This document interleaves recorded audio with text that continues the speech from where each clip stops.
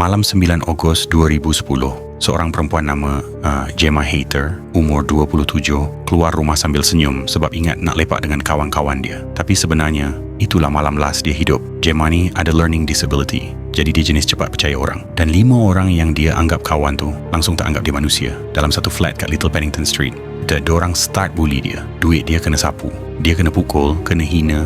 Siap dorang rakam macam tu benda lawak. Gemma dah berdarah, dah takut. Dia cuba lari, tapi geng tu ikut rapat. Dorang heret dia pergi satu tempat sunyi gila tepi landasan kereta api. Dekat Hill Morton Road. Tak ada lampu, tak ada orang, hanya bunyi angin malam. Kat situ, siksaan tu makin gila. Kena pukul dengan tali pinggang, kasut, benda besi pun mungkin ada. Baju semua ditanggalkan, tinggal dia keseorangan, cedera teruk. Gemma dipaksa merangkak naik tebing tu. Dan bila dia dah tak boleh bangun lagi, dorang tinggalkan dia dalam gelap. Keesokan pagi, seorang cyclist jumpa mayat dia. Kesan kecederaan, polis terus tahu ini bukan serangan random, ini penyiksaan. CCTV, phone saksi, semua kantoi. 5-5 kena tangkap. Dan yang paling seram, hampir tak ada seorang pun tunjuk rasa kesal. Follow Kisah Hitam untuk banyak cerita hitam.